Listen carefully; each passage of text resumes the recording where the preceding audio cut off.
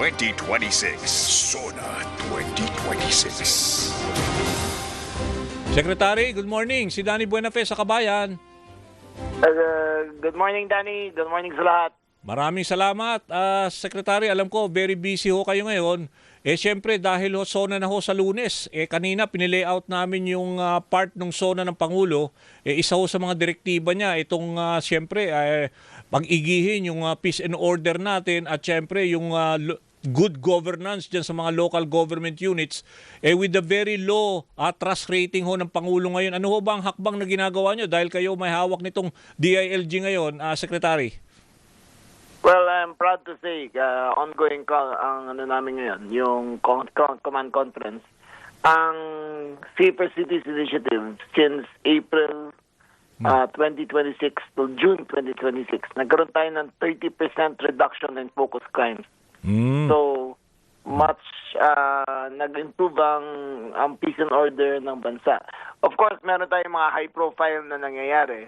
But overall, nag-decrease talaga ang crime sa buong bansa. Plus, umakyat ang trust rating ng mga police. So, may correlation yan eh. They're more professional, less drugs, less crime. Okay, so sabi nyo from May to June, 30% reduction ng crime situation. From April to June. Okay. Yes. So at least, tapos ang sabi nyo, tumaas ang trust rating sa police. So medyo that is a good development for the President to report on Monday. Pero siyempre, ang tutok ho ng mga marami sa ating mga kababayan, itong mga high-profile personalities, that they remain at large. Unahin ko na. Okay, ito muna, ano ho ba ang latest? Nahuli na raw yung dalawa dito sa vlogger na si Mima Alicia. Tama ho ba? Malapit na. Identified na. And we are about to arrest them any minute now. Okay. So, alam niyo ho ba kung ano ito? Parte ba ng sindikato itong gumawa? Kasi medyo may chilling effect ho nga. Binabanggit ko kanina doon sa mga ibang vloggers. Oo. May connection sila sa isang crime group based in the South. Pero lahat yung mababalidate natin pag mahuli na namin sila. Okay. When you say arrest, anytime between now and SONA? Anytime now. Kasi identified, located na, tracking na. Okay, good. So, marapit na. Dalawa ho ba, Sec? Dalawa sila. Oo. Okay. Pero itong, okay, isa pa, itong kaso ho ni Senator De La Rosa, ato ba, na-locate na ho ba natin? Kasi importante rin ho to, at least para at least. Ongoing yan, ongoing operations. Di ako pwede magsalita tungkol sa ginagawa namin, pero we're actively pursuing him. Okay, so the other profile, high-profile personalities like Atong Ang, meron ho tayo mga ginagawa ring, let's say, wala ho ba tayo pwedeng sabihin ng mga positive developments, let's say, timeline kung kailan? Oo. Mahirap sabihin yung mga ganyan eh. But we are coordinating now with all agencies around the world to locate him. Kung wala siya dito, well, we will find him, but it just takes time. Pero when you say it takes time, dahil kasi former PNP chief siya, tapos ito katulad ni General Bantag na siyempre ito dati rin ho sa police, di ba? So ito ho ba ang nagpapahirap din ho sa inyo sa intel, pag-gather ng intel ninyo? Isa yan sa nagpapahirap sa amin talaga. Okay. So marami ho talaga nagkakadel sa kanila? More than that, alam kasi lahat nila ng procedures ng pulis eh. So alam nila kung anong next step. They're one step ahead, alam nila yung usual eh. So we have to go asymmetric in capturing them. Hindi pwede yung usual techniques. So ngayon, nag-employ na kami ng other techniques and other strategies para makuha sila. So pero we're on the right track for now, tingin nyo dito magiging malaking obstacle, ha? Oo. Kasi yung mga high profile crimes ay nang focus ng lahat ng mga tao eh. But alam mo, overall, pag umiikot ako, tinatanong ko yung mga nagkatrabaho sa restaurant. All of them lahat sila nagkapasalamat. They feel now much safer going home. Much safer. Lalo na umuwi sa gabi. I think we present a drop in crime by 800 girls were prevented from being raped in the last 3 months. Dahil lang sa ginagawa natin ngayon. 815 girls?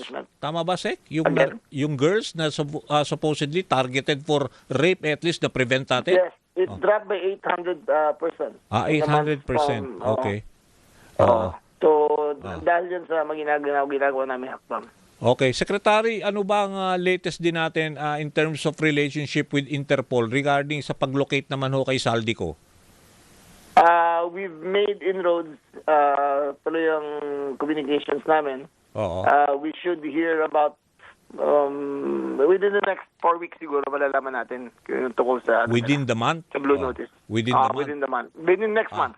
Next month. So when you say next month, pwede kayo mag-report out na Pwede ibig naman. sabihin, cooperating ho Interpol in locating him? Not yet. Wala pa silang red notice eh. Kaya pag nag-apply kami for red notice November 2025, it's been 9 months.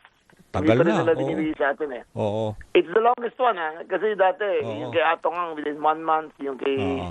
yung lahat ng ibang sila Dumlao within 1 month. Ito, nagtataka kami ba't 9 months hindi pa rin binibigyan na rin ng Interpol eh. Oo. So, ako mismo mag-follow up tayo dito. Sige po, at least pinaalala namin sa inyo. Pero for now ho ba, kasi I will take advantage, nandiyan na rin kayo. Ito ho bang si attorney, si Harry Roque ho, alam ko, ano ho ba siya? May info ba kayo talaga? Kasi may mga lumulutang sa social media na na-deny na ho yung asylum niya. Totoo ba to? Yes, nasa Vienna siya. Aha. Meron na kaming communications. So, hindi na siyang tatago, but anytime, pwede na namin siya kunin.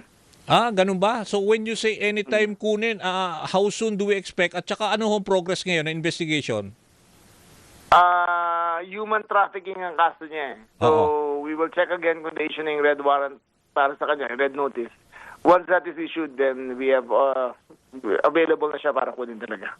Okay, human trafficking. Ito yung sa kaso pa dito sa Congress, di ba? When he testified, tama ho ba? Related doon? Ayun yung sa Banban ba? Sa Naalala ko. Tarlac, yung Oo, Pogo. Tarlac, yung Pogos. Di ba yung iniimbestiga pa noon nila Senator Sherwin at saka ni Senator Riza? Tama. Oo. Kasama siya sa board, corporate council at board of directors. Parang Oo. doon siya. Ko doon eh. Hazy yung sa akin yung details. Pero para doon Yeah, connected siya. So when you say anytime he could be di ba, mako-call back dito, wala ko kayo nakikitang legal obstacle in terms kasi alam niyo ho kasi ang Europe very particular sila sa human rights ng bawat tao, di ba? Very difficult to deal with. Oo, kaya nga difficult, but very sila eh. Oo. Procedural na Yan, kaya nga. They throw roadblocks along the way. Oo. So, yun yung tingin ko nga nagiging parang di ba, somehow sinasabi niyo roadblock. Pero for now, you feel you can be successful in getting him to return to the I think country? so. I'm pretty confident makukuha natin sila. Okay. So at least that's good news at may bago tayong aasahan for the next few weeks. Oo.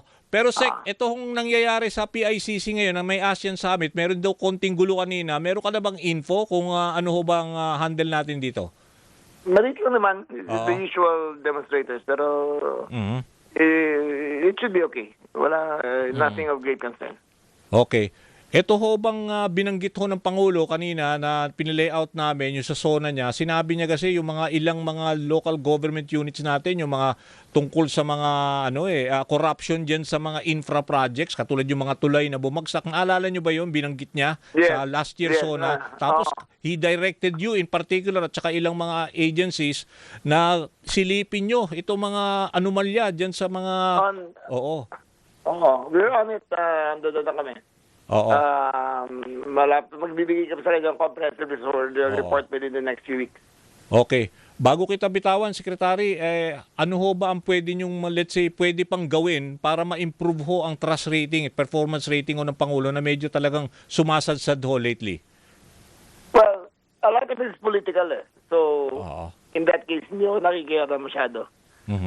But the economy is surprisingly resilient. Inflation is controlled. Crime is down.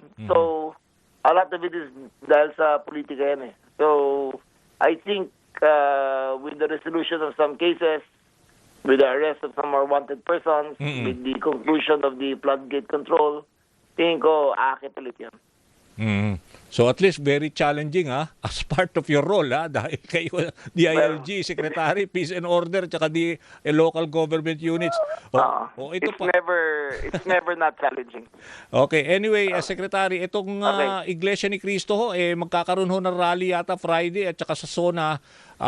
Kayo ho ba ay ready to at least whatever, mga scenario that might, happen on that day? Yes, we're ready. In fact, command conference namin dahil tukol dito ngayon. Okay. Ilan? Okay. But we have 20,000 police now deployed and we're ready for any contingencies. Okay, sige po. Makikibalita lang ho kami at sana naman wag naman na magkagulo at maging peaceful. Maraming salamat, Secretary, sa oras. Thank you. Salamat po. Okay, yan ho si Secretary John Vic Rimulya ng Department of the Interior and Local Government. DZMM SONA 2026. SONA 2026.